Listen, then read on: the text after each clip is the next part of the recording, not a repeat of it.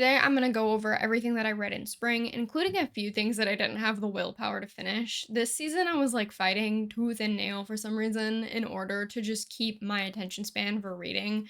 I don't know. And then a lot of these books were incredibly not helpful to that cause. There's going to be a few book rants in here because a couple of them made me really angry. Also, let me know if you like the season wrap up format. I used to really like watching these, but I feel like my reads are kind of all over the place in terms of like themes and genres, and then obviously they're more spread out because it's like a wrap up per season.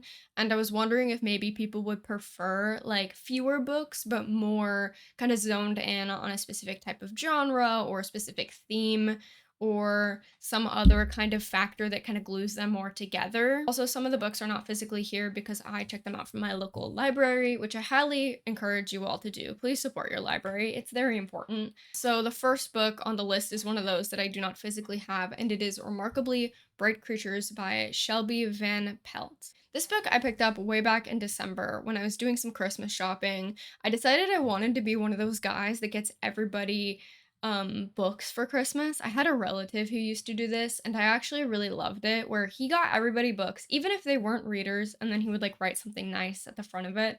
And so I kind of decided way back this last Christmas that I wanted to be like that. Now that I'm a reader, I'm kind of like making this my whole personality, you know. But no, so I was in this bookstore, one of my local ones, and they kept putting this book on the main display because it's a really popular book. And I picked it up for a friend because they kind of work in aquariums. And then when I checked their Storygraph, I had another friend who had also put it on their TBR. And I thought to myself, what a great opportunity to coerce my friends into a book club with me. So I ended up getting all three of us copies. I checked mine out from the library, but I got them copies. And this book is about a woman named Tova, and she works at an aquarium in Sowell Bay, which is a mythical town in Washington state. This is like completely a made up place, which honestly, for some reason, really annoyed me. I don't know why, because it's like so stupid, but they kept referencing real cities and other places. Like they reference like the Puget Sound, they talk about these characters going to Seattle, and then they talk about like other real Washington state towns.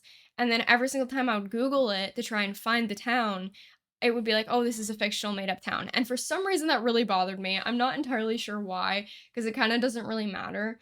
But yeah, there was just something that, like, I Googled it like 3 times. I was like, are we sure that this isn't a real place? Anyways, Tova is this cleaner in this aquarium, like I said, and she's like a much older woman. She's like grandparent age. And she has this kind of affinity for this octopus named Marcellus, who is in the aquarium. We get Marcellus's POV in this book, and he's like easily the best part of the whole book. He's kind of the scheming octopus who's intervening in Tova's life in the aquarium. He's like sneaking into other exhibits and like eating the other like animals in the aquarium, but he's doing it like selectively so that like hopefully the owner of the aquarium doesn't notice that he's been sneaking off out of his aquarium. And everybody knows that Marcellus is super smart, and Marcellus is also super self-aware. Like very early on in the book, Marcellus tells you, the viewer, like he's pretty old and he doesn't have much more time left, and he's kind of expressing his disappointment that he's going to basically die in captivity and that he spent his entire life in captivity. Meanwhile, Tova is having meetings with her kind of group of like older wine mom friends, but they're all grandmother age, about, you know, various stuff to do with just like growing older. Like some of her friends are moving in with their kids or going into folks' homes. But Tova's situation is kind of interesting because she's a widow, and she's been a widow for a while at the point that this book is set. But not only is she a widow, but she also lost her first son, her only son, Eric, to a kind of accident when he was 18 or 19. He just like went mysteriously missing one day, and nobody really knows exactly what happened. They presumed him to be dead. I think in the book it says something about like maybe he committed suicide, but Tova never really believed that. But she's kind of feeling this burden of getting older, and she doesn't need to work at the aquarium in order to keep her head afloat in terms of financials. Like she kind of does it by choice, and the way that she kind of sets it up is almost makes it sound like she's pretty loaded. Like she owns her house, she's got all this other money and this other fun, and she's kind of negotiating what she should be doing as she's getting older. She ends up getting injured at work, and she's just kind of having this thought of like, I can't just be on my own forever. Anyways, the book cuts from Tova to this other character named Cameron, and Cameron is just like your stereotypical guy, like, the stereotype of what like a freeloading early 20s guy is. Except I think in the book he's like in his late 20s. I think he's like 27 or something. He has this girlfriend, but he's been lying to her about his ability to kind of hold down this job. He told her he got this job and then he walked out of it like day 2 because he just simply didn't want to do it. And she ends up catching him in this lie when she comes home early one day and he's there just like eating a sandwich. And she gets really mad, rightfully so, that he's been lying to her. And she ends up getting so upset at him that she ends up like throwing all his shit off the balcony and telling him to like get out and leave because he's not on the lease because he never bothered to do the paperwork to put his name officially on the lease. So she can just like throw him to the curb and be like, bye bye. And so that's what she does. One thing I will say is that Cameron's writing this book is so cringy. Like, I'm sure it's like realistic or whatever, but in this scene where she comes home early and like discovers that he's been lying, he describes her ass as having twinged under her skirt, which I'm just like, that's not, I don't know. My ass doesn't twinge randomly. Does yours? Like, I don't know. That part was really cringe. And then also at a certain point in the book, he describes like leg day as being lit lately, and it didn't age the best. I don't know. Anyways, after getting kicked out of his girlfriend's apartment, he decides to kind of go on this long journey on some borrowed money that he took from his aunt to find his dad. Because his dad is kind of this deadbeat character where he just like pieced out of his life at a pretty early age and just kind of left his mom to take care of him. And then Cameron's mom has like her own issues and she's not in the picture either. But Cameron found out that this dad guy is actually like this pretty wealthy realtor in the Seattle area. And so he borrows some money from his aunt, gets on this plane with no real plan, might I add. He's just like, I'm just gonna go and find this guy, and then my life is gonna get fixed. And he goes and flies into Seattle. And you can imagine that like all their lives kind of start to intersect, and that's kind of the whole point of the book is that everybody kind of ends up having all these interactions with one another. This is a really wholesome, kind of cozy book, and I honestly think I just made the wrong decision in picking it. I'm newer to adult reading. I used to be an avid reader as a teenager, and like many, many other people, I just kind of stopped reading at some point, probably around the time that I got access to the internet and just filled up my spare time with watching YouTube instead. But then I only really got back into reading as an adult since last August, so it hasn't even been a full year yet. And for some reason, the process of getting into adult fiction has been just a lot of me having to try a bunch of different things, which I don't know why I feel like I early on struggled so much to pick stuff out for myself because like, I know what my taste in other media is. In other media, I really love horror, I really love dark things, I really like kind of fast-paced, I love fucked up stuff. Like, I'm the type of person who binge watched the entirety of The Pit in one day, just like to feel something. The Haunting of Hill House is my favorite series of all time. I've never been a fan of cozy content, so I don't know why I picked this up and thought it was a good pick for me. Like, one of the first books I picked up was The House on the Cerulean Sea by TJ Klune, and it was like a fine book. I just like with this book, it's just not really up my alley, and I don't know why I keep thinking that these other genres that I know that I probably won't like are gonna be for me. Just because it's reading, I like suddenly forgot everything I knew about my own taste. It's weird. In terms of this book, I didn't feel like it was dragging at all. It just felt very low stakes to me because of just the genre, which is objectively my fault. Like, I think this is a pretty well written book, and for that reason, I gave it a 3 out of 5 stars just because it felt like it was more of a me issue than the book as an issue, you know? I could objectively see why other people would like this if you were into that kind of thing. I just wasn't. And it just didn't strike a chord with me. It didn't click with me at all. I didn't have a hard time reading it. Like, reading it was pretty easy. I flew through it pretty fast, which that always gives a book a couple more points in my opinion. When it is easy to read and doesn't feel like I'm slogging through in order to pick it up, then that means it has something that it's doing right. But yeah, that was kind of overall my thoughts on this book. Was like, it was this cute, wholesome, found family thing, and that's just like not really for me. But objectively, it didn't do anything really wrong. minus like some of Cameron's cringeness, but that's also kind of his character, so I don't know that I can really hold that against the book either. I do wish that we got more of the octopus's point of view, because I do think the consensus overall amongst people other than just me are like that the octopus was the best part of the book, and then we didn't really get the most of him. I would have loved if there was a bit more there. There was also some communication stuff towards the end that I can't really get into because it's spoilers, but it was just infuriating to say the least how, like, some of these characters didn't, like, put things together that I feel like they probably would have put together at a certain point. Next, I picked up This Is How You Lose the Time War by Max Gladstone and Amal El Motar, and I picked this up because it's, like, heavily talked about. Everyone talks about this book. It's a nice short read as well, and it is LGBT, which I love LGBT fiction. I've, like, making it my life goal to read as much queer fiction as I possibly can.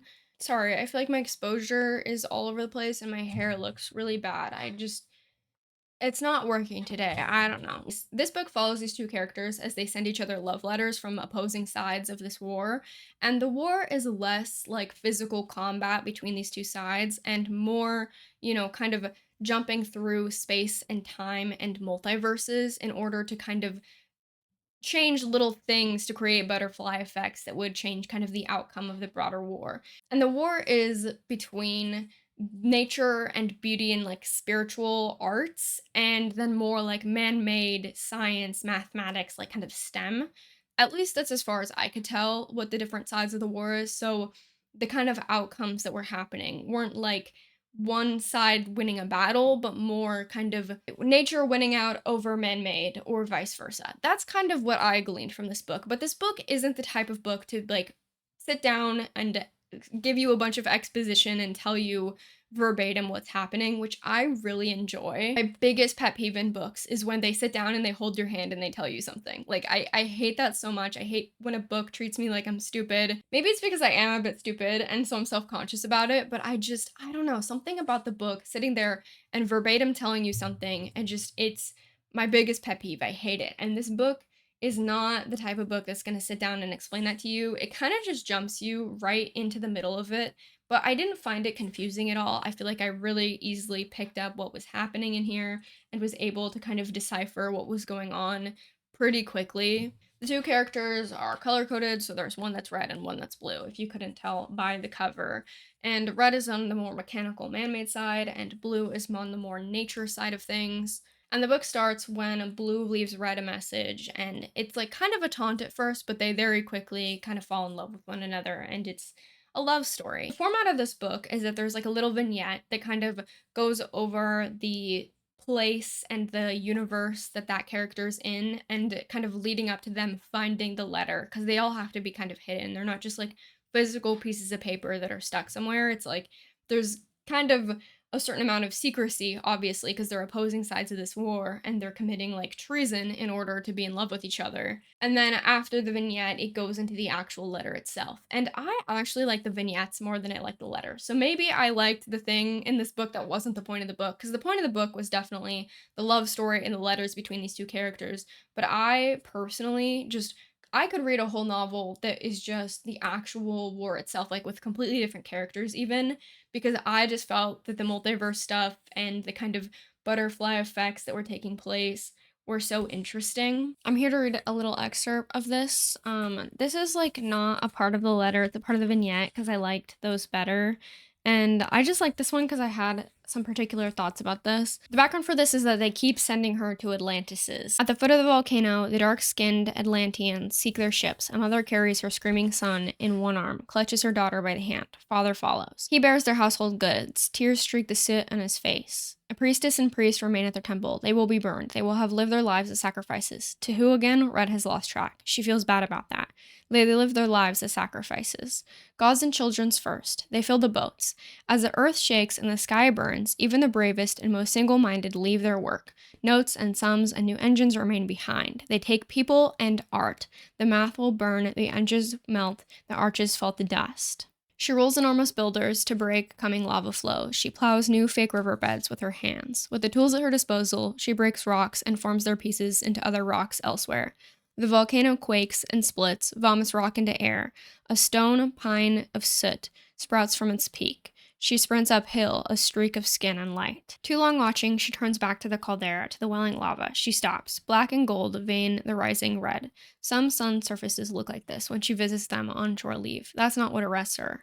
The shifting colors form words that last mere moments, in handwriting now familiar. As the lava flows, those words change. She reads. Her lips frame syllables one by one. She commits the words to the fire frames to the old kind of memory. I think that is a good example of like how poetic and pretty the writing is. And that was Red's point of view. So her goal is to kind of further the war's efforts for the man-made. And I thought it was just an interesting observation when she said that, people take the other people and also art, and that the mathematics and that kind of thing goes up in flames. And the whole reason she's there is she's trying to kind of move around some boulders to kind of prevent a lot of the work that these mathematics on this Atlantis are doing from getting kind of eaten up and burned. She's like not quite doing it because she gets distracted by this letter, and it's like, girly, you're at war, you're not meant to be doing this. The writing is really poetic and really beautiful. I really loved how they used hunger as kind of a metaphor for their love in this novel, as well as this kind of metaphor they continuously use where they're like holding each other at knife point or gunpoint or whatever, where they're kind of holding each other hostage with their love. I really liked this. I gave this a 4.5 out of 5 stars. I think it also just gets points for being a shorter book. I think that I'm discovering that I really like shorter novels. I think that in order to write a short book, you have to be a concise author, at least most of the time. I'm sure that there are really bad short stories out there, but in general, I feel like I enjoy shorter books because they're more concise, and that means naturally that they do less of that like hand holding. And maybe I should pick up some other books by these authors because the back of this says that these are like two powerhouse writers, and I'm on a quest to find a favorite author that has more than like one book. I've read a few books now that I really liked, but then the author's other stuff is just like a short story collection, maybe one other novel. Like I really loved Carmen Maria Machado and also Julia Armfield and also Patricia Lockwood. And then it just so happened that they've written like one other thing and not much else besides that. And I'm on a quest to find a writer that I really love that can be my favorite author that has a bunch of books, because how cool would that be for you to have somebody that you reliably really like and they have a whole collection of like 12 things for you to read? Like I would love that so much. As a teenager when I read I had a favorite author, it was John Green, if you couldn't put that together by my everything. But I reliably loved a lot of John Green's writing, and I would love to have that in the adult literature space. Like if I had an adult author that I loved, everything would be good, you know? Next, I read a book that is also not here because it is at the library. I read The Martian by Andy Weir, which is another really popular book. I have like top loaded this with a bunch of really popular books, but as the time goes on, we get into more kind of, don't want to say obscure. That's like so pretentious because these are objectively not obscure books. But I think, towards the direction that's more specific to the kind of genres that I like as we go on. I think at least. I don't know. And honestly, I picked The Martian up because I kind of had a misconception for what it was. I saw the movie as like an early teenager, preteen. I was pretty young when I saw it. And from what I remembered, it was like a serious movie. But now I'm sitting back and I'm thinking that maybe that was just like my misconception of it as like a preteen, because the book was really not serious. Any movie that has to do with people getting stuck in space, like I will watch it. I don't know. I think that some people have like little niche situations that they love like that, and that is mine. The absolute horror of like the infinite that is space and how you could be lost there forever. No one will ever know what happened to you. No one will ever discover your body. Like you will just like cease to be known because you're just launched into space, the vast nothingness that goes on forever and ever and ever. And you just like won't be able to contact any other human in your entire life. No other human will find you even after you've passed. Like that kind of like vast loneliness and like unknown is so scary to me and such an intriguing topic. And I like it as a horror genre too, because as someone who collects anxieties, it's like impossible for me to be anxious about getting lost in space because I just simply will never go to space. So it's like a really safe horror genre for me to read as well, because I won't get like spooked at all. I'll just be enjoying it for what it is. And I think that's something I really loved about Our Wives Under the Sea as well, because I feel like deep sea exploration is like one and the same as like space exploration, where it's just this big unknown, this vast kind of nothingness. The deep sea is a little bit like scarier because there's like definitely creatures in there. And The Martian by Andy Weir is like objectively not this. It is a very lighthearted novel. Very easy to read though, so it gets points for that. I blew through it. It's kind of like popcorn in a book, honestly.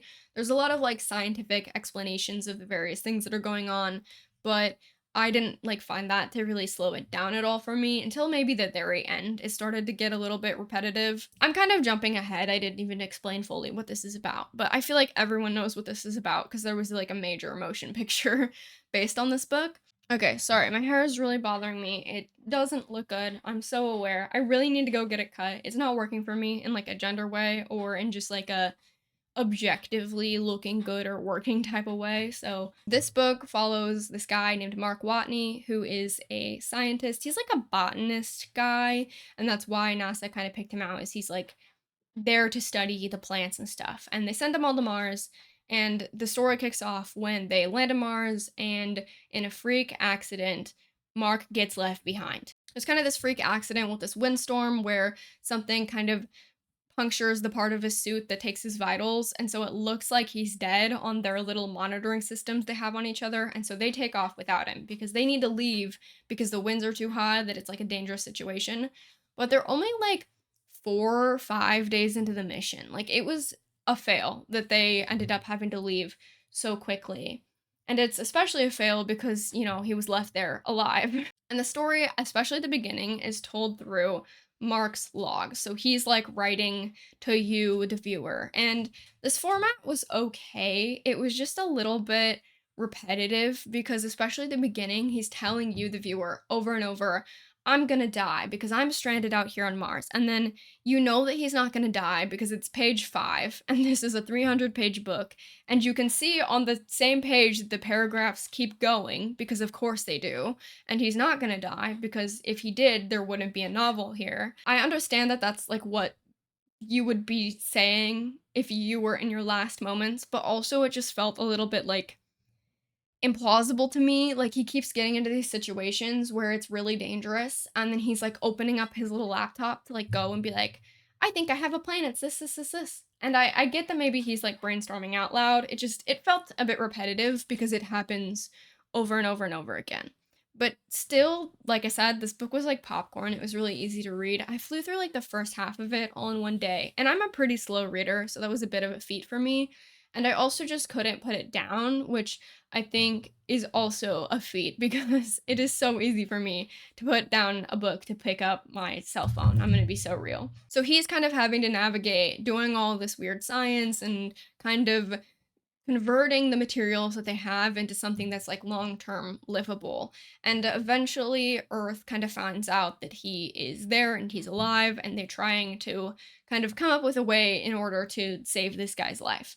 There's like a bunch of crazy science in this novel, but I have to say, and I forgot to say this in the original recording, that the most unplausible thing about this novel is that everyone on Earth cares so deeply about this man and getting this man home safe. And I was just sitting there reading this book, thinking about the astronauts literally stuck in the space station and how nobody gives a gaff about them, and how everyone in this novel just cared so much about getting Mark freaking Watney home. I don't know. It didn't feel very realistic to me, not with the news cycle being the way that it is. But maybe at one point in time it totally would have been like that. Just not now. I don't know. And at the beginning of the book, I honestly can't really summarize that much of it because it's a lot of him just like walking around on Mars, doing Mars science. I don't know. It's also like all real science, so if that's interesting to you, you'll probably enjoy this book. My mom said she couldn't quite get through it just because it got really repetitive with the science stuff, that it just felt like it was like not really interesting to her, which I could definitely see. And towards the end, I did start to kind of slog through it a little bit.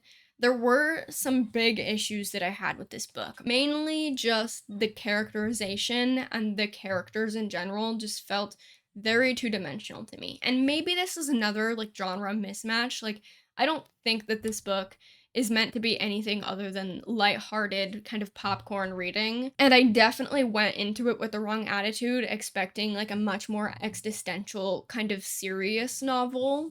And objectively, that's not what this book is trying to do. And I recognize that.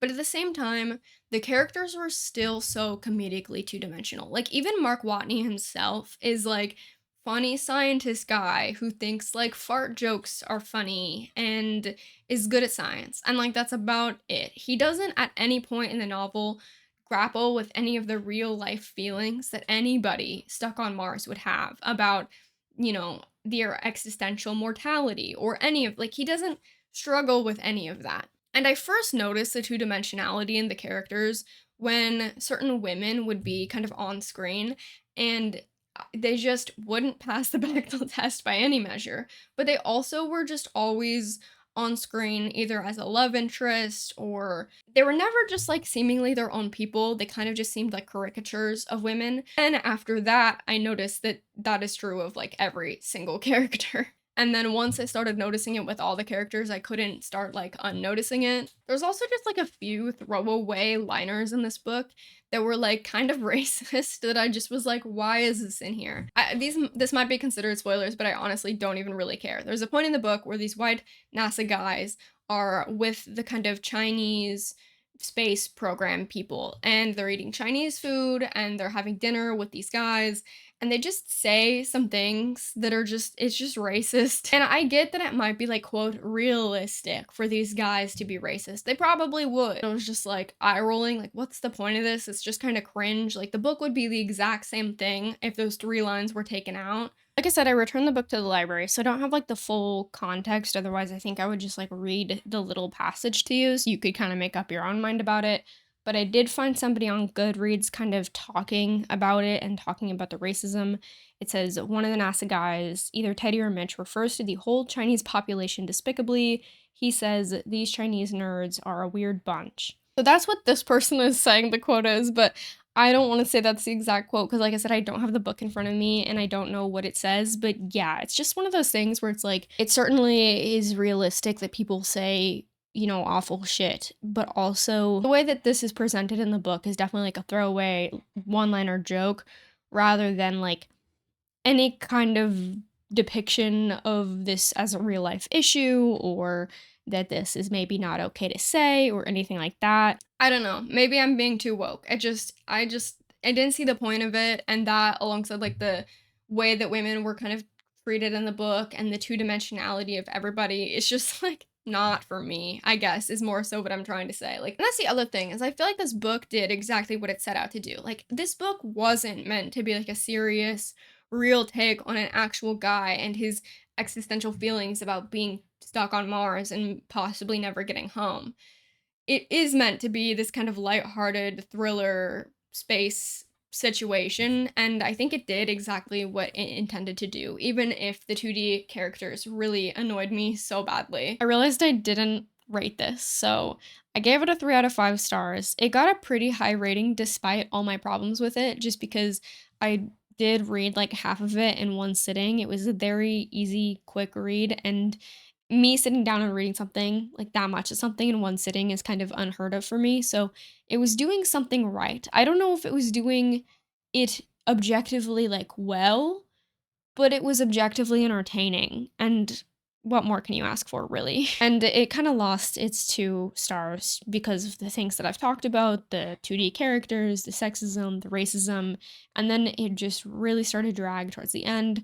There's a point in the book where you kind of just realize that you know how it's gonna end and you know what's gonna happen, and you just want it to be kind of over. At least I did. So, yeah, that is The Martian. The next books are where I started to have some troubles and some really bad book experiences that really kind of jump started a bit of a feeling like not a reading slump, but just like I'm fighting tooth and nail to keep interested in reading right now. And truly, only the best things are able to kind of keep my attention at the moment. And that starts with one of the books that I don't have with me, Fractured Infinity by Nathan Tavares. And this is a debut novel, which honestly, I wish that I could say that I'm like so cool with being a hater on the internet, but I'm so not cool with that. Like, I don't want to be shitting on someone who is an author, which I'm not. I could never write a book. So like therefore they're already doing more than I'm doing. And two, it's like a debut. Like that feels so messed up of me to just like go and like shit on this book. But I hated this book, if I'm being entirely honest with you all. This book was me going to the library and just picking something off the shelf that I thought I might like and then just trying to read it because I just read a bunch of these like big names kind of back to back to back and I wanted something a little bit smaller that was kind of less read by a bunch of people. I feel like there's so much out there, like so many books out there that I'll never have the opportunity to read in my life. And there's so many small authors that just don't get a lot of attention, and I would love to read more of them. And it just really didn't work because this book really pissed me off. Like, on paper, it's everything that I should like. This book follows the main character, Hayes, which is really annoying to me because I have a sim named Hayes who I really love, but this character was fucking infuriating. Hayes is kind of this film bro dude who goes around filming and then editing these documentaries about kind of a post-America.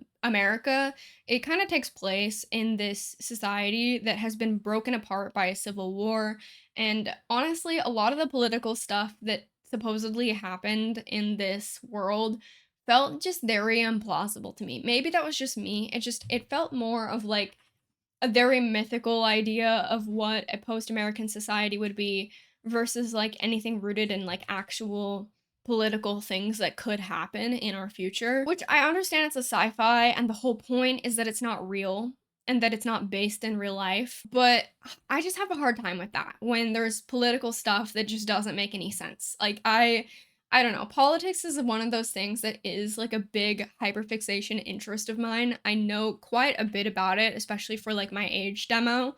And so it was just infuriating to read kind of this idea of like this civil war in America where the Pacific Union actually happens and like different sections of the country are leased out to like China. Like it didn't make any sense to me. I really don't know. Like I don't see that being the reality of things. And it's weird because it's this sci-fi novel that has this very like weird political background, but that's like not even really the point of the thing. Like this book felt like it was maybe doing too much at once. Like there's this political background that's happened, but I could describe to you the whole premise of this book and leave all of that out and it would not be impactful to the plot whatsoever. Like it truly could have been set in like modern day America and it would have been the exact same story. The book starts with Hayes at this artist residency and he is editing his most recent documentary, which is kind of chronicling his friend who is this really big activist for android rights because she is an android and in this society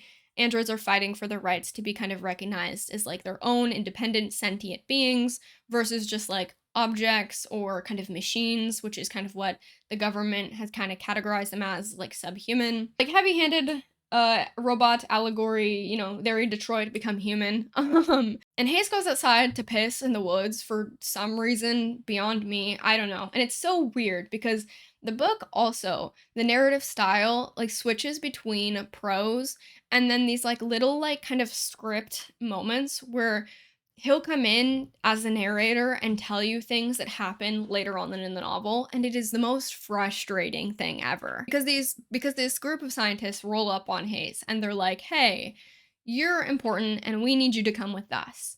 And Hayes from the future jumps in to tell you that like this guy is gonna be the love of his life and whatever, and then this other woman, yeah, she's gonna be important later too, and it's just like cutting all the tension out of the novel without really offering anything kind of cool or interesting. Like I think this book felt like it was doing something really cool with this like fourth wall breaking thing. Like I think it was thinking to itself that it was doing this like fun kind of meta modern kind of everything everywhere all at once multiverse thing combined with like maybe like a Deadpool like break the fourth wall talk directly to the viewer. Like I think it felt that it was doing something really meta and really cool, and instead it just sucks all the tension out of the plot. You know what's going to happen later and it doesn't add anything to the experience. In fact, it's very annoying. And so future Hayes cuts in to be like, this guy is really gonna be the love of your life, and aren't you so glad you met him with your dick in your hands? It's just like very edgy humor,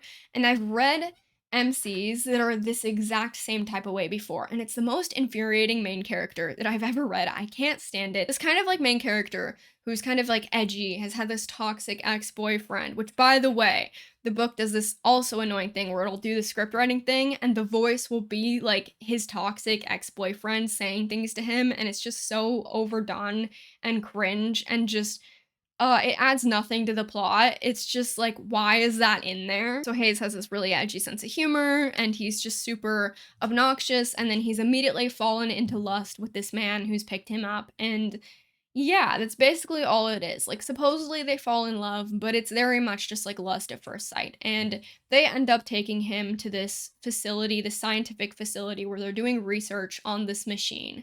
And this machine is able to kind of predict the future, or so they kind of think. And it's kind of done through like these mathematic algorithms. So it's only like right some of the time, if that makes sense. It has to be calibrated kind of the person who is asking the question.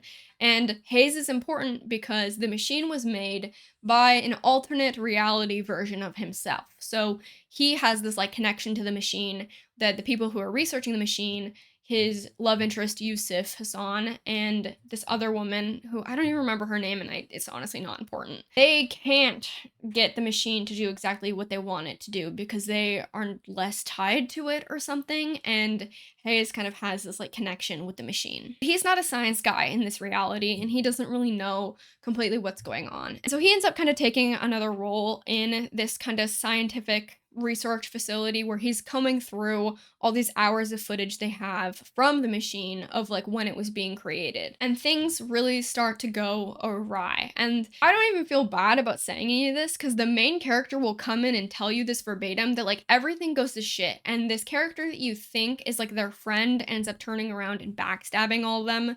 But you get told this in a really unmonumental way when you're just first meeting the character, so you know from the get-go not to trust her and you don't feel emotionally attached at the twist that she's betraying all of them later. They end up having to flee the reality that they're in and go to another reality. And this is where I stopped reading the book. About around the halfway point, I was like, what's the point? Because I was reading over and over that it gets better. After a certain amount of time, it gets better. I kind of read that Hayes is like committing all these kind of like time space crimes in order to keep with his boyfriend. And I thought that that was a really fun and interesting topic. And I do love romances, especially queer romances. So I really wanted to like this. So I kept reading. But then at a certain point, it got to a section where Hayes turned to you, the viewer, and spoiled something that happens at the very end of the book. And I just thought to myself, like, what's the point of reading this? And I put it down. And I was over halfway, so I do feel like I have a right to rate this because if I read most of your novel and I have an opinion about it, I really don't think that the second half of the novel is going to undo the pain of the first half of the novel. So I give this a 1.5 out of 5 stars, which I feel very badly about. I don't really love rating things very low. I think I generally try and be an enjoyer of everything. And even if I don't like something, I tend to rate it pretty high anyways. Like, I'm very kind with my rating scale, I feel like normally. And this book just, oh my god, it really infuriated me so much. Because on paper, it was a bunch of things that I should have liked. And I just despised it. And I should have gave up on it sooner, but people kept saying it got better because I kept reading reviews because I was like, there's no way that people actually enjoyed this. And I feel awful because it's a debut novel, and I don't want to be shitting on somebody who just did their best to put their art out there, and it turned out to just not be my taste. But I hated it so much, if I'm being really honest. I really hated this book. And I truly am blaming the series of catastrophe that happens after this with me and reading on this book, because this book completely took the wind out of my sails when it comes to reading. I was in such a good flow. I was finishing things pretty fast. I had a bunch of inspiration to read more. I was feeling really motivated. And then I read this, and then I was just like, what's the point? I don't want to do any of this anymore. And then I had a couple other bad experiences, which we're gonna get into. But yeah, I don't know. Maybe I'll read something else by this author in the future. Maybe I'll do a video on like giving authors that I hated second tries, or I feel like that could be a fun video. So maybe I'll read his second novel, which I think is out now. But for now, I'm just like, oh my god, I'm never walking to the library and just plucking something off the shelf again. Like, that was such a catastrophic mistake. But with that, I think we should move on to the next book. H is for Hawk by Helen Macdonald. This is a memoir about a woman who has lost her father, and she's kind of navigating losing her father through adopting this hawk named Mabel. I picked this up because it was a book club book for a stream that I really like, and I was like, oh, I always love memoirs. Because normally I do really historically love memoirs. I think that I like this. I've just had a hard time reading it. It's very academic. It talks a lot about not only her experience with Mabel, but also it cuts back and forth between her talking about training her hawk and then also this book that she read as a kid called The Ghost Hawk by T.H. White and his experience training his hawk way back in the day. He had a hawk named Goss, and he completely mistreats this hawk to the point where it's so painful to read, even in her retelling of what he's done to this hawk. It's just utterly painful. And there are certain points, especially later in the book, where she's describing stuff that he's done to this hawk that I just like physically had to put the book down and walk away because it made me so violently upset because he just completely mistreats this hawk. He doesn't know how to train her. He's borderline abusive to her, and it makes me so upset. Like I said, this is a very academically written book. This has a lot of really kind of verbose writing, and I think verbose has a very negative connotation. I think my issue with this book is that I think if I read this in like a college class, I would really enjoy it. And I think that it's very insightful. Like, I literally was taking notes on different parts of this book because it kind of had me have kind of revelations about certain things in my life. Like, she kind of is talking about T.H. White, especially at the beginning, as this kind of queer person. T.H. White is the guy who wrote kind of the sword stuck in stone. Like, he wrote like all those kind of Arthurian, I can't say that word. You know what I'm trying to say. Stories, and he is also a closeted queer man. And she's kind of exploring his closetedness, and I think it's kind of in relation to, and then she's also a queer woman, and so it's kind of a metaphor for herself and also her experiences, especially with grief. And it's very kind of above my head. If we're being really honest, I feel a bit too stupid for this book to the point where, yeah, I was literally like taking notes on it. And her observations about THY, especially like the queer stuff, really did hit home for me. Like, I was sitting there writing about closeting and kind of that as this ultimate form of people pleasing because THY is like this people pleaser, and she's analyzing like a lot of his own actions in like her own memoir. It's very like it's like an extended essay to me almost. And you'll notice that I have a bookmark in here. It's because I'm not all the way through this. I'm about 80% of the way through. I'm gonna finish this book if it kills me. It's a very good book. I just struggle to pick it up because it's not fun. And a book doesn't need to be fun to be good. I think this is a good book, even though I'm not having fun reading it. Especially like it's kind of messed up to be like, this isn't a fun book when it's a book, obviously, about a woman like experiencing a loss of a parent and kind of it's a memoir about her and grief and mental illness and mental health. And so like of course it's not fun, but I do find myself just really struggling with this in general. And this is also partially my fault. This book has been a failed experiment in reading more than one book at once. I was kind of deluding myself into thinking that I could read a fiction book at the same time as this nonfiction book. And that had only turned out to mean that I would set this book down and then go get a fiction novel and then read the entirety of that fiction novel and then come back and read maybe like one or two chapters of this, get another fiction novel, do process all over again, rinse and repeat, you know?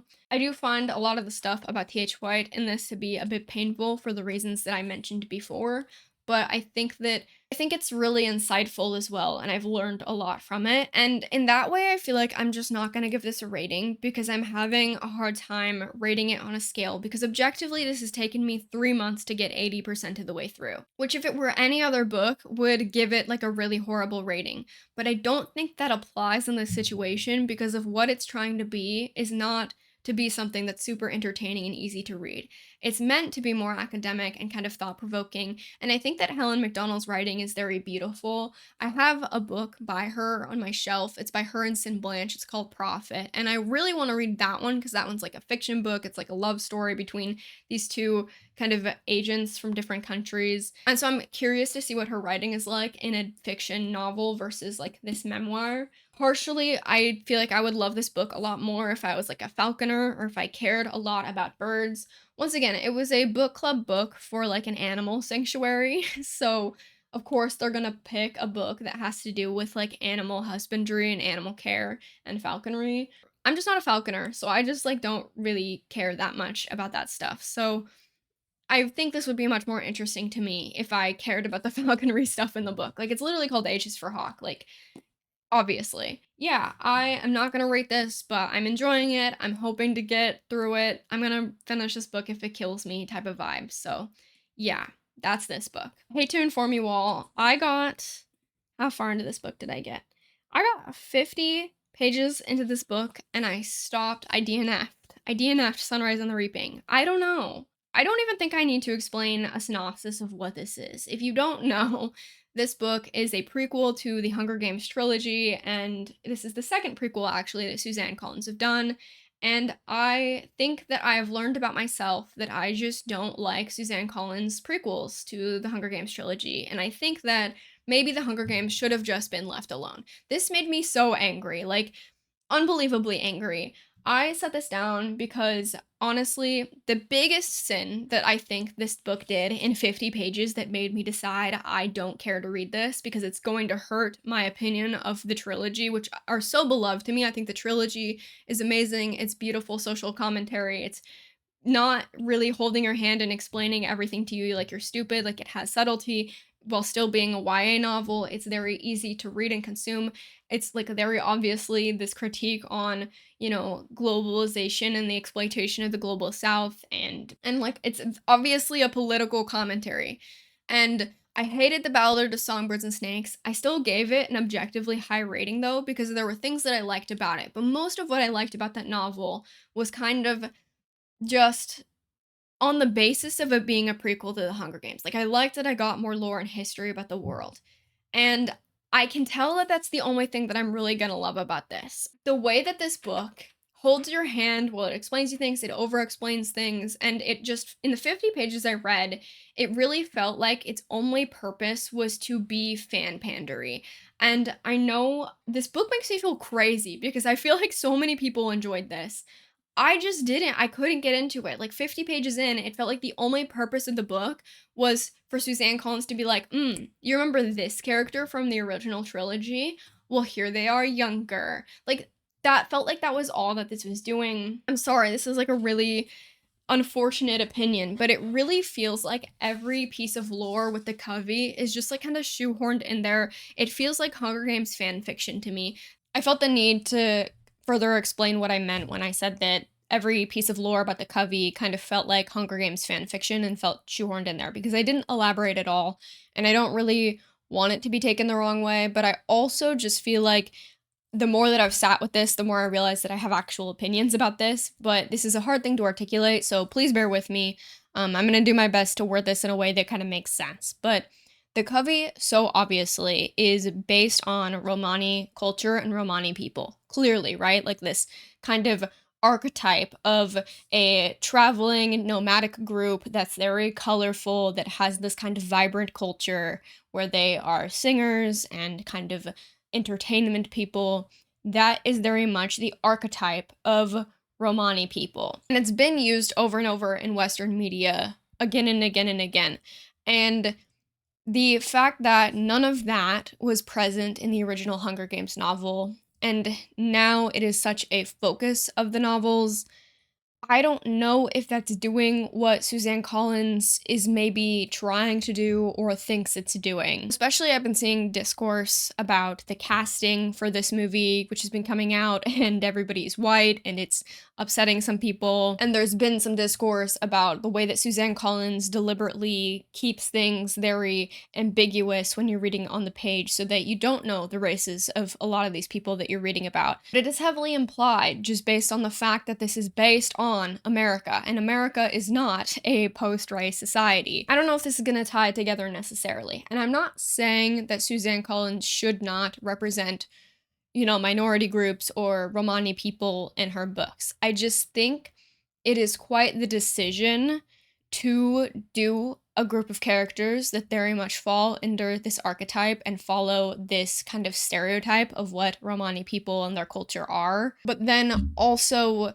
not be more overt in the kind of cultural and racial things at play in these novels. Because I think that the original trilogy, it kept it very ambiguous. This is a hard thing to articulate because I don't think that the original trilogy being ambiguous is necessarily a good thing.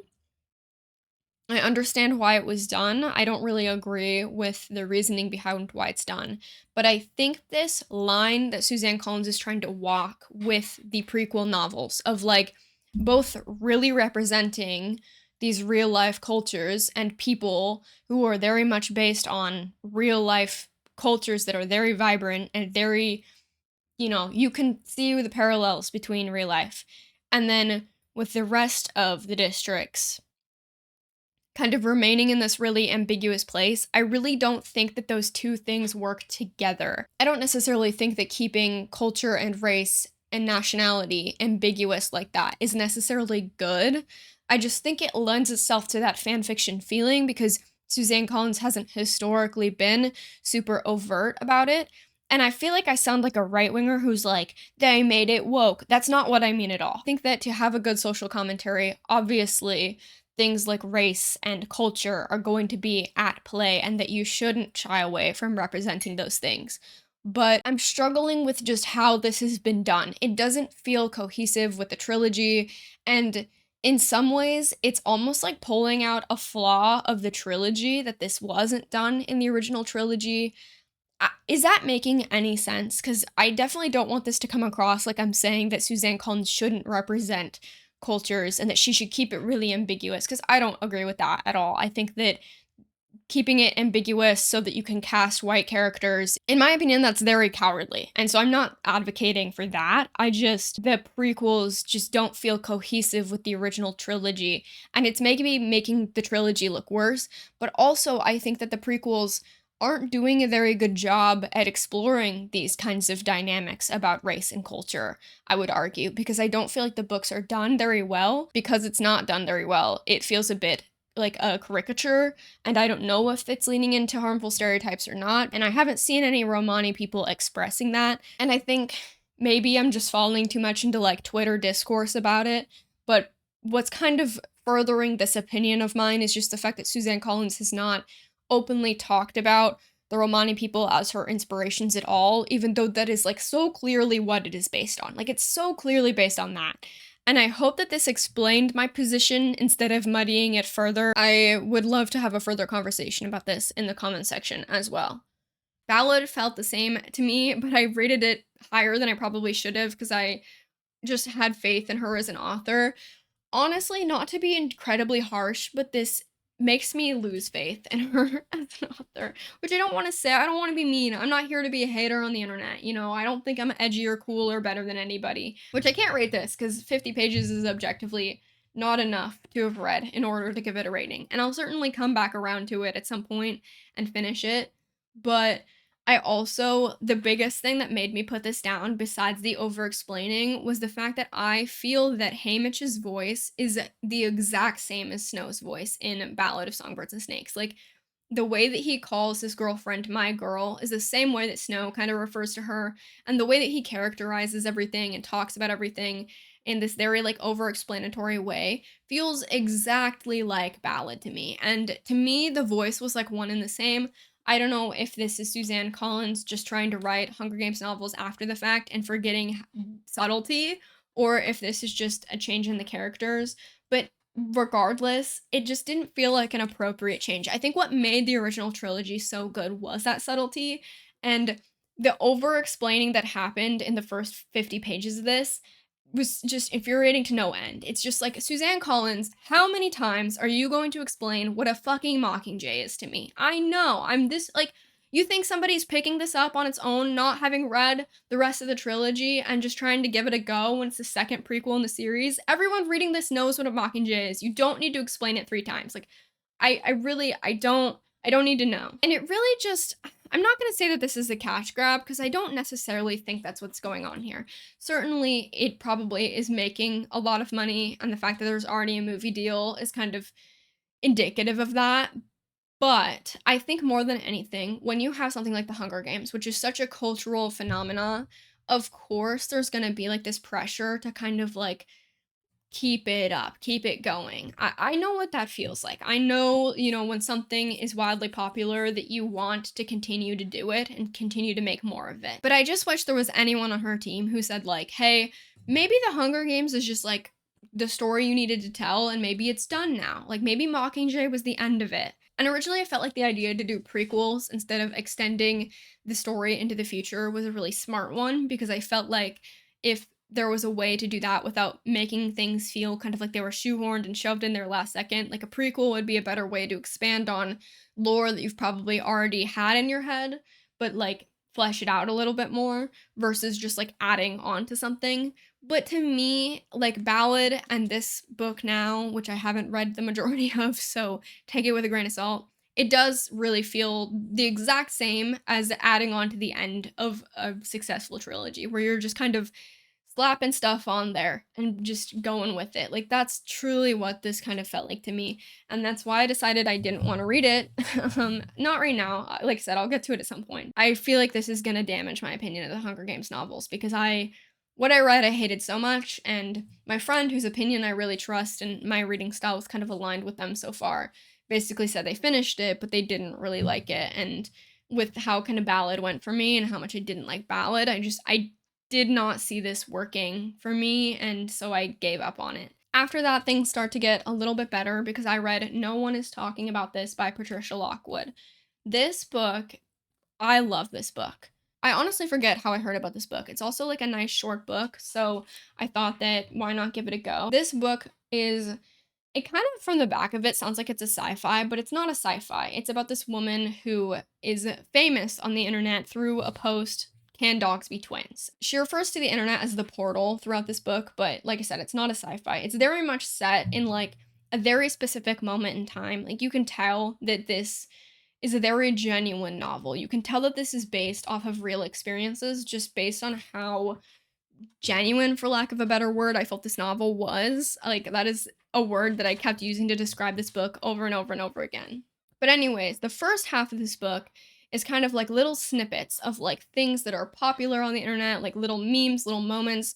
It's very timely if you're chronically online. I think you'll love it. You'll completely understand the humor. Like, it's very funny. And she's kind of like going around doing various like talks with people about her kind of internet fame and just her different experiences as being this kind of like chronically online woman until one day she gets this call from her sister, or I think it was her mother actually, that something has gone wrong with her sister's pregnancy. And from there, it transforms from this kind of ironic, humorous kind of depiction of modern life with the internet into a more serious description of what it's like to be a family and to have people that you care about and the pain that that can kind of entail. And it just goes from like this depiction of the internet to this depiction of a real life pain. Like when I say that this book is so genuine, it's so genuine. You can tell that this is based on a real experience from reading this.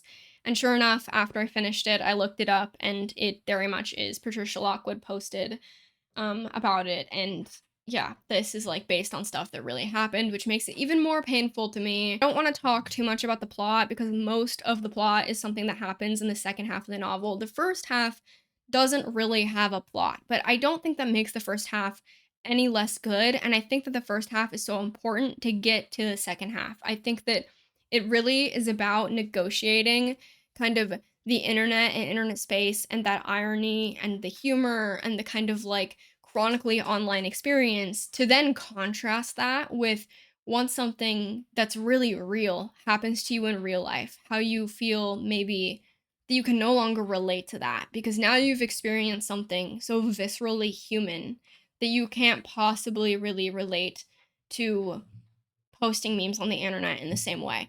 And my experience reading this was really indicative of this because I was reading this on a trip with some of my friends who were, we're all chronically online, but my friends are chronically online, especially in like fandom space. And I was like reading this on the beach with them. And I would like look up and start listening to their conversation. They'd be talking about like a fandom where these two guys are like fucking each other. And then I go back to like this painful description of this woman and this love that she has for her family and the pain that her family is going through. And it was just this like perfect juxtaposition that the book also does of like just how kind of absurd it all is. I don't know if that makes any sense. This book definitely made me think about my relationship with the internet and like think about how not real it is. Like I'm sitting here and I'm talking to a lens and there's no one in this room and there's a mic pointed at my face, and like this book made me think a lot about that and how I make YouTube videos and the internet isn't real and this isn't like real life. And I don't know, that's gonna sound really nihilistic and maybe discourage people from reading this book, but I really think that everyone should read this book. Patricia Lockwood is also, I believe, a poet because the way that this is written is very beautiful. It's very poetic, but in a really insightful way, not in like a pretentious way. But maybe it is a pretentious way. I'm a pretentious person, so maybe I like this because it's pretentious. I don't know. But I love this. I give this a 5 out of 5 stars. Normally, my 5-star reads have like a certain something about them that I can't like really describe. This book didn't necessarily have that for me, but I was in like a massive reading slump after my experiences with Sunrise on the Reaping, and before that, Fractured Infinity, and kind of my on again, on off again, on again relationship with H is for Hawk. So I gave it a 5 out of 5 because I think if I was in a better reading headspace, this would have definitely had like that like click where it's just normally a 5-star for me is like I cannot put it down. I definitely could put this down, but I think it was more my mood than the book itself. So I gave it a 5 out of 5 stars, and I was really disappointed to learn that Patricia Lockwood's only written like one other thing. So that was devastating to me because this book was so amazing and I would love if she would write something else because this, yeah. Then I read Yellowface by R.F. Kuang. My friend got this for me and I was gifted it on my trip, and so it was another book that I had. And so I just picked it up because I've heard really good things. My mom had talked about this like over and over again, telling me I need to read it. So I really wanted to read it, especially because it's popular. I feel like I am always curious on if I would like popular novels or not because I think that I'm kind of an enjoyer of things. Like I like things. I especially books. I don't really like to hate them. So I was curious to see if I would kind of like agree with the consensus or not. This book is about a woman named June Haywood, and she is kind of a failed author. She's written a couple different books. I think like maybe 1 or 2 at this point, and she's really not had any success whatsoever with them. They've all been kind of commercial flops, and she is kind of this self-entitled character who really feels like she deserves her flowers. And she has this friend named Athena who's kind of this very wildly successful author who has kind of from the get-go had a very easy experience in the publishing industry. Her first book was this massive hit, and she's written all these other books since then, and they've all done really well commercially. She's a very wealthy character. She's doing very well for herself, and she's described as this super genuinely nice girl who's like really done nothing wrong. But June is so resentful of Athena. Like from the moment that you start reading her, she wants this bitch dead. Like from chapter 1, she's like, I want her dead. And she ends up dying, but due to a freak accident, not because June actually did anything. And I think it's worth pointing out that this book is a satire because everything that happens in this book is kind of ridiculous and far-fetched. And I know that people have critiqued this book for that, but I think that they're missing the part where this is a satire, and that's kind of the point of it. And all my critiques of this book are also kind of ignoring the fact that it's like a satirical novel. So take what I'm about to say with a grain of salt. But yeah, it's a satire. And so this girl, Athena, dies in this really kind of crazy, comedic, over the top way. And then the main character, June Haywood, ends up stealing a manuscript for her unfinished novel and then ends up pitching it to her own publisher and kind of selling it off as her own. Her agent kind of connects her with a different publisher, a kind of like indie publisher that's kind of known for doing more kind of niche, like high literature type novels and less like easy to read kind of popcorn publishing. They change her name to Juniper Song because Song is her middle name, and they make her out to be overall just more racially ambiguous because the manuscript, Athena, is an Asian woman, and the manuscript is about the Chinese labor corps. And so it would fit better with the kind of storyline that they're trying to tell in order to sell this novel by Juniper Song if she was a more racially ambiguous type of person.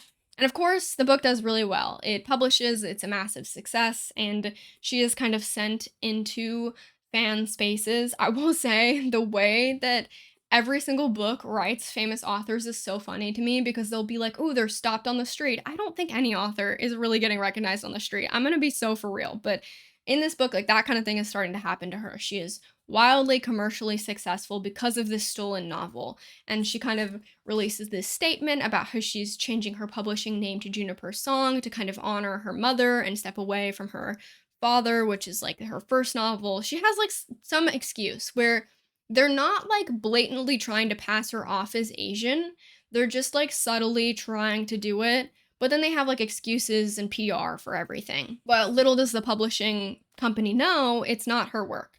And there's a woman at the very beginning in the publishing agency who kind of raises a red flag and is like, hey, maybe we should sensitivity screen this. We should have somebody go through and just make sure that everything in this book is like PC so that before we publish it, things don't go awry. And June takes this so personally and gets this woman fired and releases the book anyways, like I said, and it becomes this commercial success.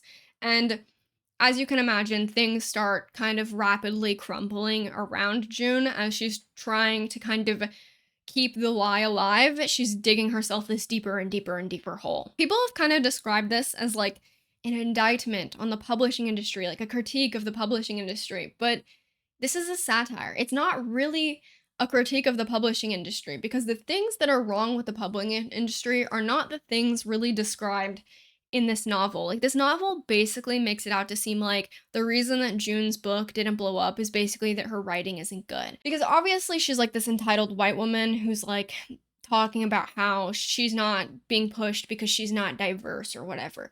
And that is obviously presented in this novel as like a satirical idea. But when you boil the premise down to like what's underneath that, it is basically just saying that like June's books would do well if she was a better author, and she's just simply not. I think this book could have done some really good class commentary about Athena being kind of wealthy and how that gave her a leg up in the publishing industry to begin with, and how June came from a less well off family, and so that had a lot more of play than, you know, June not getting published because she's just some white woman. Like, I think that some of that could have been really interesting, but I understand that this is a satire. Like, June is meant to be written in this very caricature way. Like, she is very overtly racist with certain things that she says and certain things that she does, but she's super in denial about it the whole time. And like, that is meant to be written in that way.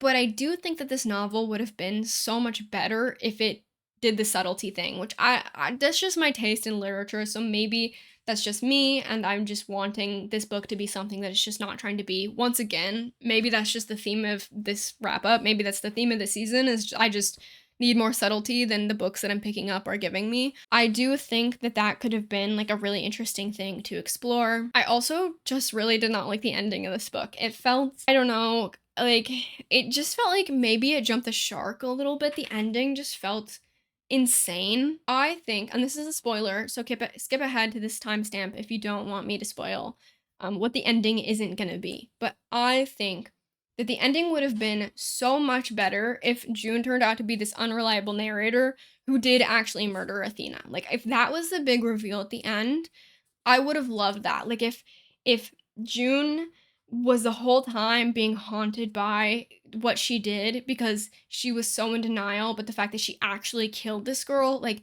that would have been, I think, so much better than what the ending of this book turned out to be. But again, it was like a really easy read. I really like a thriller, so I did really enjoy this book, and I got through it really quickly, and it got a 4 out of 5 stars for me. Like I said, easy reading. Everything gets points if I feel like I can just kind of fly through it, and I do think that I really enjoyed this novel. And I'd be curious to read more R.F. Kuang because she's like super popular right now, and this is outside of what I believe she normally publishes.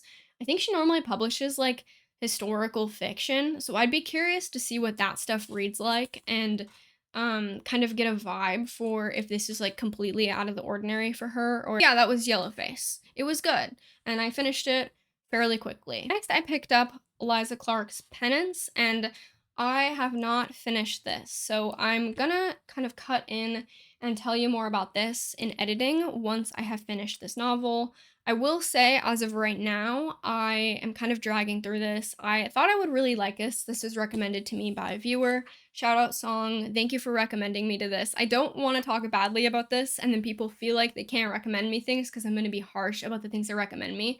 I really enjoy your recommendations and I don't want people to feel like I'm shitting on the recommendations. I don't want to upset anybody, but I'm having a hard time reading this. I honestly do blame like my previous experiences with reading for my hard time with this. I think that I've had a little bit of a rough season. I'm going to summarize this before we cut to me in editing giving you my actual thoughts. So, this book is about true crime and it's kind of a commentary on true crime and true crime spaces. The first page is a kind of a disclaimer from this journalist that this book is his creation and he had to take it off the shelves because there were some journals in here that were acquired in a less than ethical or maybe even illegal manner. And so you're told right from the beginning that the narrator of this story and the person who's kind of put all this together is unreliable. Keep in mind, like, this is a fiction novel. Eliza Clark wrote this, but it's from the POV of this journalist who is unreliable.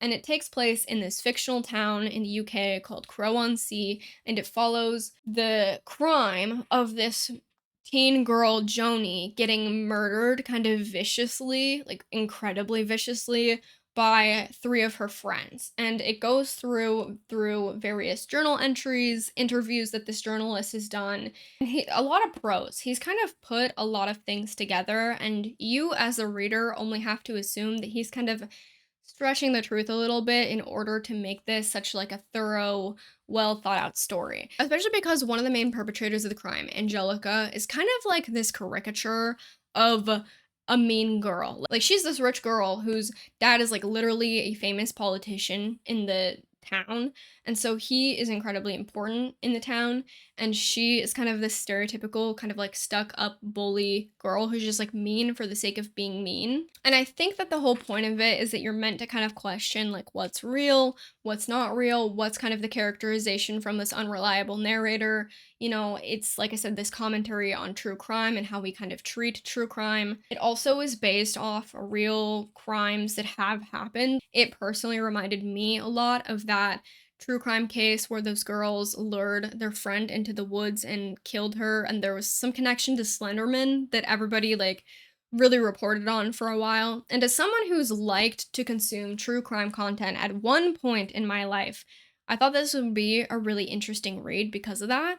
But honestly, I have struggled with it. I think it's just because of the nonfiction format. I can't exactly pinpoint what exactly is like wrong necessarily. It's just not something in this is not super working. And maybe it's gonna pick up. I'm a little bit over halfway through, so I'll insert my further opinions after I've kind of finished this now. Okay, I'm here to talk to you about the rest of Penance and how I overall like the book now that I've read the entirety of it.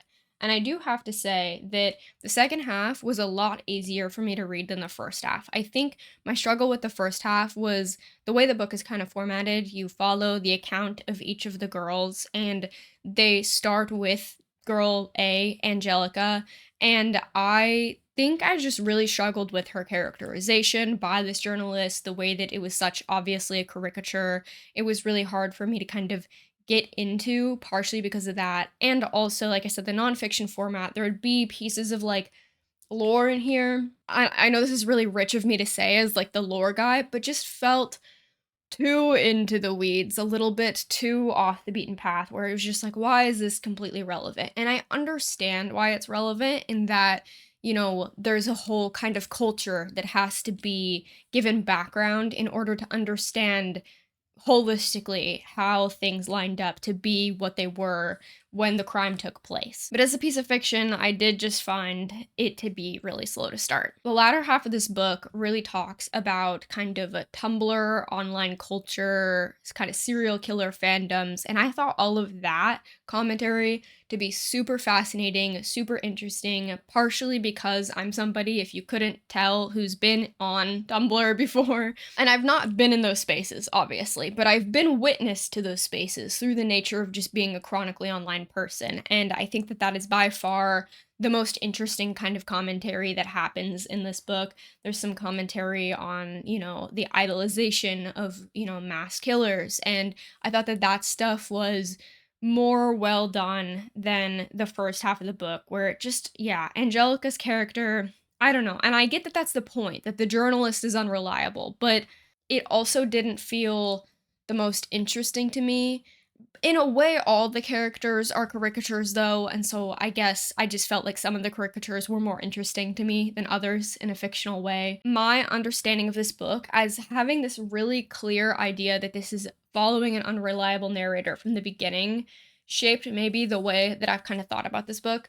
I was looking up other people's opinions about it because whenever I have a critique about a book, I'm always curious to hear what other people think. And I was seeing a lot of people talk about how there was this big plot twist at the end. And I don't know, maybe I am spoiling it too much by explicitly stating that the narrator is unreliable, but literally page 1 it tells you that. And so I don't know what a lot of people missed, but it seemed like a lot of people were under the assumption that the narrator of this book was reliable until they got to a part in the end where it kind of more thoroughly goes through, what happened and why the book was not left on the shelf. And maybe they just flipped past this page because they didn't think that it was like relevant or important and they were just like, and got right into, the first chapter, and maybe that's what happened here. But literally page 1 of this book says this book is an examination of 2016 murder of Joan Wilson by 3 girls attending the same high school. It was written by journalist Alex Z. Corelli and first published in March of 2022. Shortly after publication, several of Corelli's interviewees publicly accused Corelli of misrepresenting and even fabricating some of the content of their interviews. Following these accusations, it was discovered that therapeutic writing produced by 2 of the 3 offenders while incarcerated was illegally acquired by Corelli. So I feel like it tells you exactly what is happening on the first page. A lot of the people I was seeing talk about this were talking about it like it was some giant revelation at the end, which I did think was interesting. Less about the book itself and more just as a piece of conversation that, like, I thought that was also, even if you miss that first page, plainly obvious just by the way that there is prose in this. There would be no way for prose if the narrator of the novel was not stretching the truth. Because obviously, the narrator of this novel is not any of the perpetrators or the victim. And so to call it like this faithful true crime telling of journalistic integrity, even if you didn't get that disclaimer at the beginning, I feel like you as a person should be reading it and know that that's not true. Just based on how the story is being told, that's just not possible.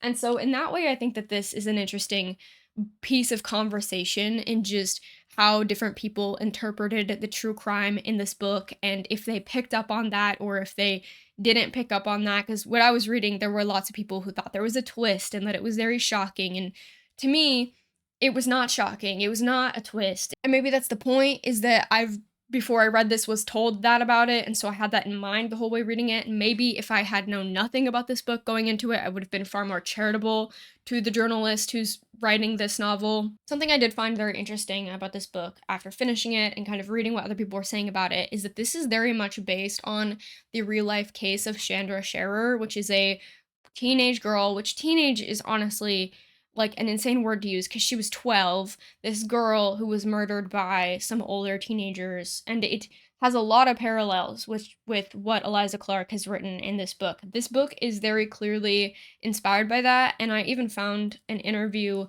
from Eliza Clark where she specifically called that case out. But I think it's interesting. There could be some meta analysis there of like, is referencing that heavily real life cases even okay? I don't know. I think that's an interesting topic. I think that she put in the biblio that case because she references in her bibliography inspirations for penance. And you know what's so interesting is she doesn't. That case is not listed in her biblio at all. There's a case of Lindsay Savanorath. I'm sorry if I'm saying that wrong. And I'm actually not familiar with that case. But I find it interesting that Sandra Scherer's case is not referenced in the biblio. Because if you read about Sandra Scherer's case and then you read this book, there's big parallels. Like, it is heavily inspired by it.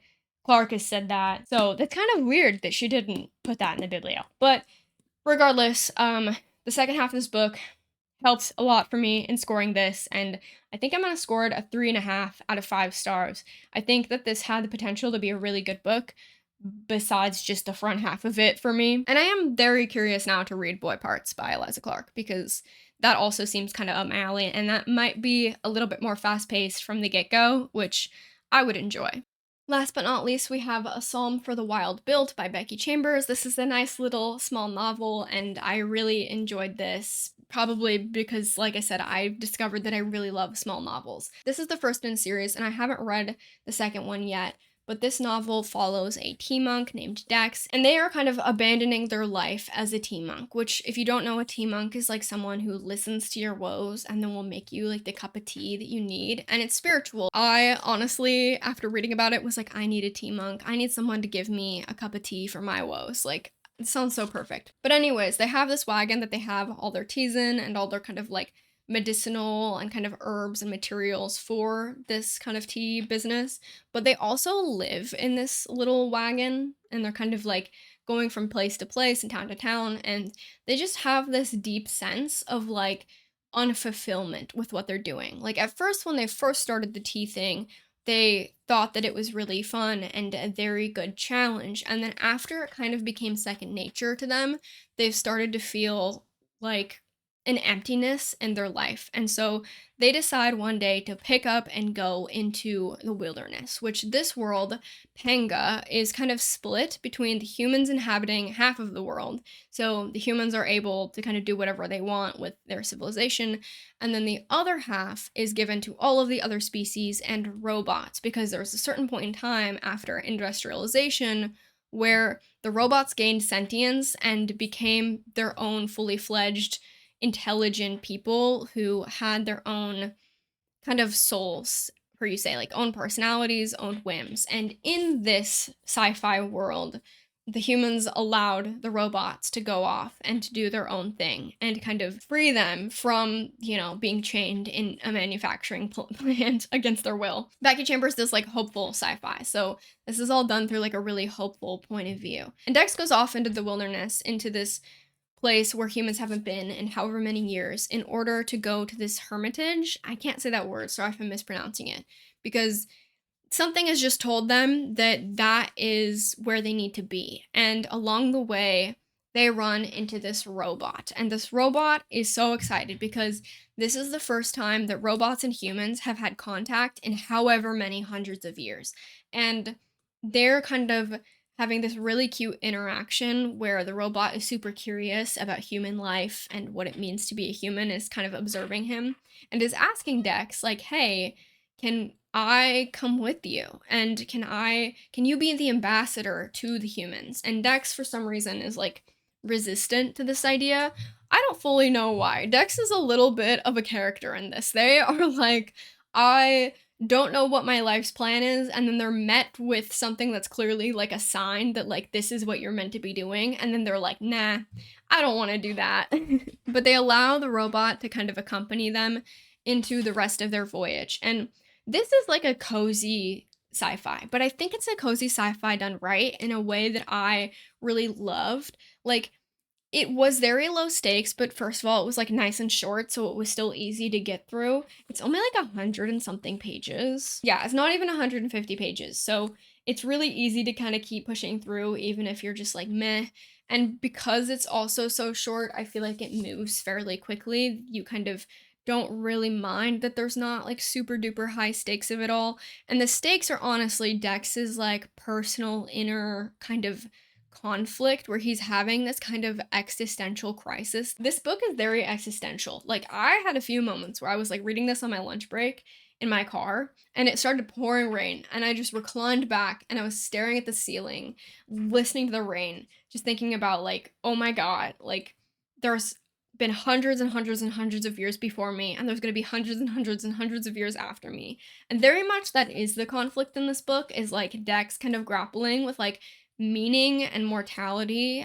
I think this is like a cozy, wholesome book done right for me. I feel like so many times there misses for me, and I think that this did it really well. And I haven't read the second, like I said, but I'm very excited to now because I really enjoyed this and I read it in just like a couple days. So I really, really enjoyed this book. I gave it a 4.5 out of 5 stars. I loved this so much. I think it also just clicked for me because I'm realizing that I'm a big sci-fi enjoyer. I don't know what that is or like why. I've always considered myself somebody who doesn't really like fantasy or sci-fi, but I think the reason I enjoy it is because sci-fi has so much kind of political stuff happening inherently in it. And like I said, politics are like a hyperfixation that I have. So I think that for me, that stuff really clicks. And even this, which is objectively very hopeful, like what a hopeful look on humanity, that humanity would allow the robots to go be free on their own. I wish I could be that optimistic about real life. I don't think that in real life, if robots gained sentience, that that's actually what would happen in our society. I wish it would, but I just objectively maybe don't have that much faith in us as a species. But in this novel, it's really cool because it is kind of about that hopefulness. I think it even describes it on the back as this is an optimistic vision of a lush, beautiful world. And that was the last spring read I needed to go over with you all. Like I said, if you want like more book videos, but more centered around a specific theme or genre, let me know. I feel like I covered so many different books in this video. My throat hurts. Like I've been talking for like 2 hours and I'm dreading having to edit this. I'm also trying to do a more casual conversational tone in these videos than maybe my Sims videos. So definitely let me know if you hated this style of talking and you preferred like my last wrap up video, which was a lot more edited and a lot more kind of fast paced.